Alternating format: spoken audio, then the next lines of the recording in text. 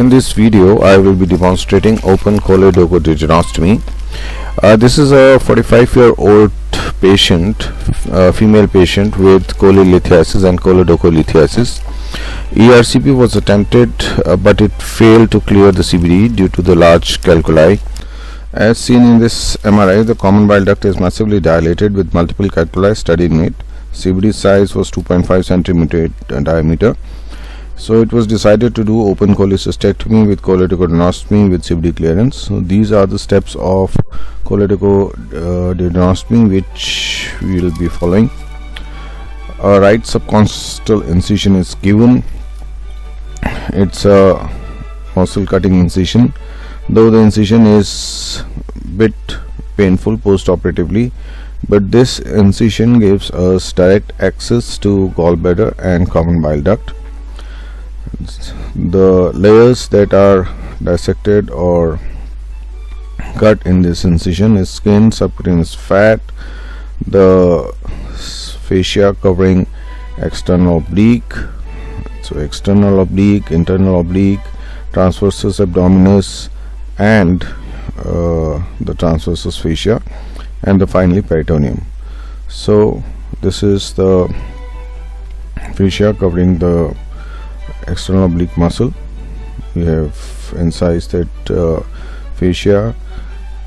This is the rectus sheath which we have cut, and we will be now cutting the rectus muscle. So this patient has got good bulk of rectus muscle. Now I told you this is a muscle cutting incision, though we try to approximate, but these muscles here will heal by fibrosis, and that will always lead to a fibrous joint in this muscle. The superior epigastric artery is also sacrificed, so in case we want a rectus muscle flap, we will not be able to take this side of rectus muscle flap, as we have already sacrificed the superior epigastric artery. Now we have got hold of the inferior rectus sheath, and we have given an incision on it.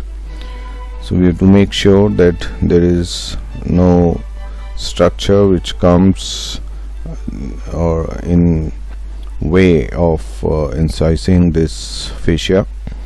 The peritoneum is densely adherent at this point with the sheath, and it is also incised with the sheath. So once we have given the incision, it becomes on the sheath, it becomes very easy to extend the incision. So we have gained the access into the abdomen. Now we are going to search for the gallbladder and the common bile duct. So we have reached the gallbladder. So as you can see, the common bile duct is even dilated more than the gallbladder. So the first step is to dissect the gallbladder and remove the peritoneal adhesions around the gallbladder. Here I am dissecting the gallbladder in the retrograde fashion or dome down, because I want to leave the cystic duct intact, which helps us on the traction on the CBD, as well as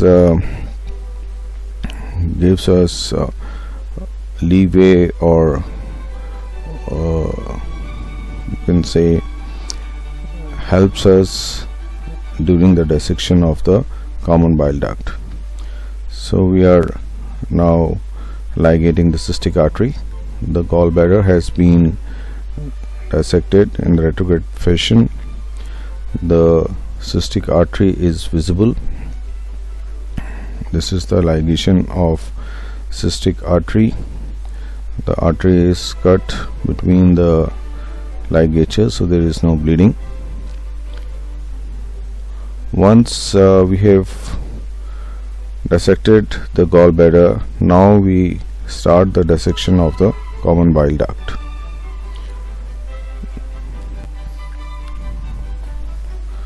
So that's the ligation of cystic artery. Now we start with the dissection of common bile duct. The cystic duct is dissected away from the common bile duct. So you can see the cystic duct is also massively dilated, and that is the reason why the stones from the gallbladder slipped into the common bile duct, causing the bile duct to become obstructed and so much dilated. So this whole huge thing is the cystic duct, and below is the dilated common bile duct.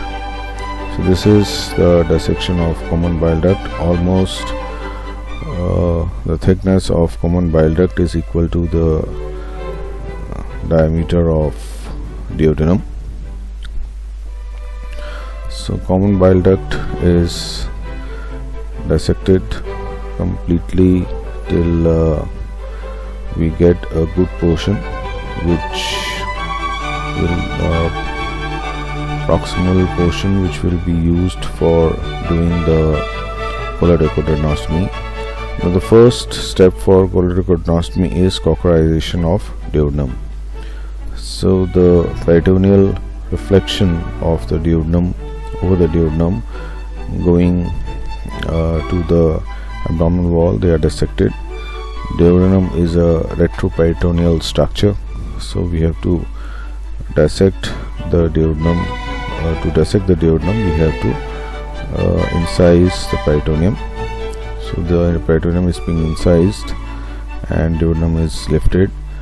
So the complete cauterization is lifting up of the duodenum from the retroperitoneum till inferior vena cava. The extended cauterization is when dissection or the lifting up of the duodenum goes beyond the inferior vena cava.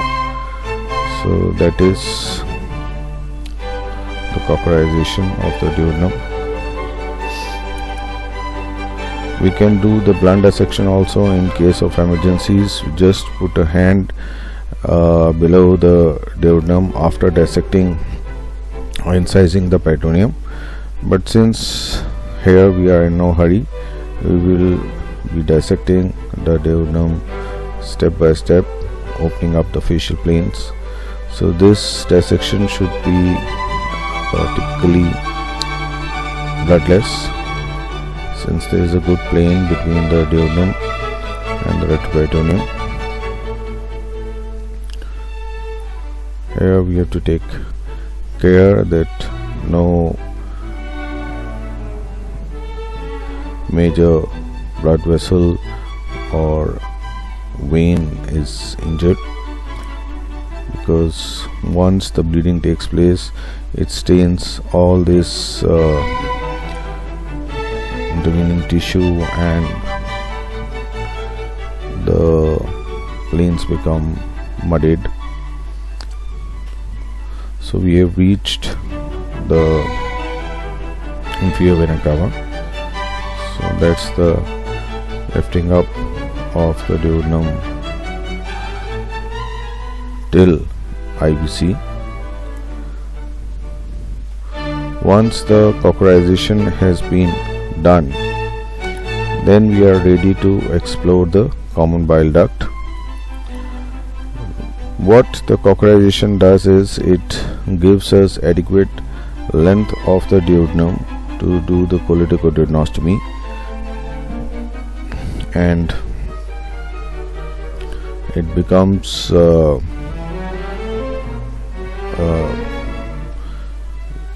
the anastomosis is then stretch tension free. So that's the completion of the cauterization. Here we can see the IVC. The pulsation of the IVC will be visible. It's not as strong pulsation as the outer, but still we can see the pulsation. So once the crocodilization is complete, we start with exploration of common bile duct. This is the diagrammatic representation of the dissection.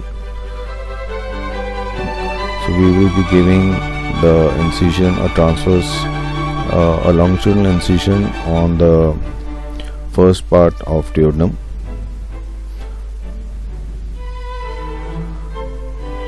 So we are seeing that if the length of the duodenum is adequate and we will have a good anastomosis, we will be giving a longitudinal incision over the duodenum as well as the common bile duct, and as we can see there is no tension during the when we will go in for the anastomosis. So these are the sites of incisions where we will be doing the anastomosis. There are various modifications of the choledochoduodenostomy, but now the standard technique is give a longitudinal incision over the common bile duct as well as duodenum, make a diamond shape anastomosis. So we have aspirated the common bile duct, confirmed the presence of bile. So as you can see, since we have left the cystic duct intact, it becomes easier to maneuver the common bile duct. Once we have explored the common bile duct, we are going to do the completion of the cholecystectomy. The common bile duct is now open.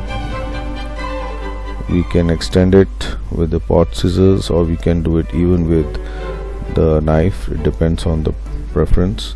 So common bile duct we open with the stab knife after taking a stay sutures on both the sides. These stay sutures will help us during the anastomosis. Otherwise, holding the edges of common bile duct becomes difficult. So as you can see, moment we opened up the common bile duct, the stones become visible, and we start removing stones one by one. This is the tedious part, removing the stones one by one, and we have to make sure that all stones are removed. No stone is left in between, especially the stones impacted at the lower end. In case any stone is left at the lower end, it can lead to the sump syndrome later on. So best is that during surgery we make sure that all stones are removed. In fact, this procedure of choledochoduodenostomy was innovated at that time where the scopies were not available. Choledocoscope was not available, and the surgeons there, when they were not sure that any stone has been left inside or not, and they had a massively dilated CVD, the big anastomosis were made in the between the common bile duct and duodenum. That would help any residual stone to be passed down the. So this is the stent that the endoscopy had put after papillotomy. So the stent is also being removed now because we don't require it once choledochoduodenostomy is complete. So these are the stones and the stent that has been removed. So there are almost 11 stones. So once we have removed, I'm not sure that all stones have been removed, we go in and do the choledocoscopy. So that's the bifurcation, and we are entering the left duct now. So we have gone till the trifurcation, and so that's the biliary radicals are dilated, but there are no calculi which can be seen. So that's the confirmation of diagnosis that no distal stones have been left. Once choledocoscopy on the distal side is complete. Now we go for the proximal cholecystectomy. So this is the proximal side towards the duodenum. So there is no stone left on the duodenal side. We now do the completion cholecystectomy. The cystic duct is ligated with silk suture and the cholecystectomy is completed. So we take sage sutures on duodenum as well on the site marked for the longitudinal incision. So we are taking the stay sutures, the silk sutures on both the sides. Once the stay sutures are in place, we can give an incision on the duodenum. A longitudinal incision is given on the first part of the duodenum. So that's the incision being given with the stab knife. Duodenum is a very vascular structure. So this is the diagrammatic representation of the incision which we are giving over the duodenum. The incision is then extended towards the requisite length. So we will make a 1.5 to 2 centimeter size incision on the duodenum as well as the common bile duct. So these are the various modifications of the type of incisions which we can give and do the anastomosis. The excess mucosa is excised. We don't want the mucosa to be popping out of the duodenum, so that mucosa is being excised. Now once I start with the anastomosis, I remove the retractor and prefer to do the anastomosis without the retractors, because in case any of the sutures or the anastomosis get entangled with the retractors, the whole repair will be compromised. So this is the first suture which we are giving between the duodenum and the common bile duct. We will be doing a single layer anastomosis. Since the common bile duct doesn't have muscularized layer, so it is just a single layer anastomosis is enough. So in case this anastomosis is done correctly, there are no chances of leakage. Since the duodenum and the common bile duct are quite vascular structures, the anastomosis does not get compromised. You can see the vessels on the duodenum, so you can imagine how vascular the structure is. So these are the way the posterior layer is done. Now we go ahead and do the closure of the anterior layer. The closure, the anastomosis is done with 3O vicryl. Vicryl is a very versatile suture. This has got a good tensile strength, and this suture maintains its tensile strength for almost 3 months, that is 90 days, and is dissolved ultimately by hydrolysis. So that's a suture of choice for doing a choledochoduodenostomy, and we don't want to leave a permanent suture here. So because there's a common question that's asked, that why don't we do it with silk if we want such a versatile suture? Because silk is a non-absorbable suture and will lead to a chronic duodenal ulcer. So we want the sutures finally to dissolve once the anastomosis has healed. So that's the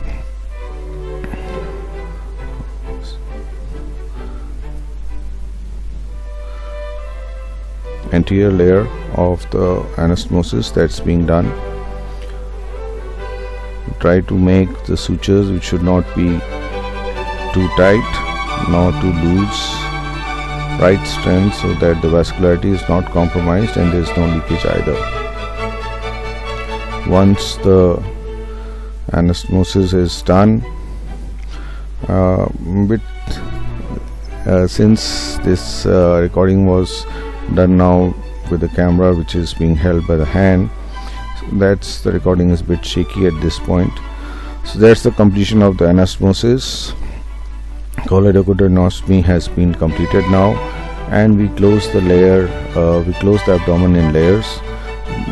This layer is done in the sheath is closed in two layers, the anterior and the posterior. We are using the non-absorbable sutures, that is the proline, to close the abdominal layer. Proline has got a very good tensile strength, and it's also is a monofilament suture, so less chances of infection. But problem with suture is that this has got a memory, so if you are not careful, there can always be a risk of entanglement. So first layer of the closure is being done, then the second layer, and finally the skin is closed with interrupted sutures. So that's the closure of skin. Thank you for watching this video on choledochoduodenostomy. For any comments or suggestion, you are most welcome to write to me at info@pawanlal.com or to WhatsApp or Telegram me at 9999806776.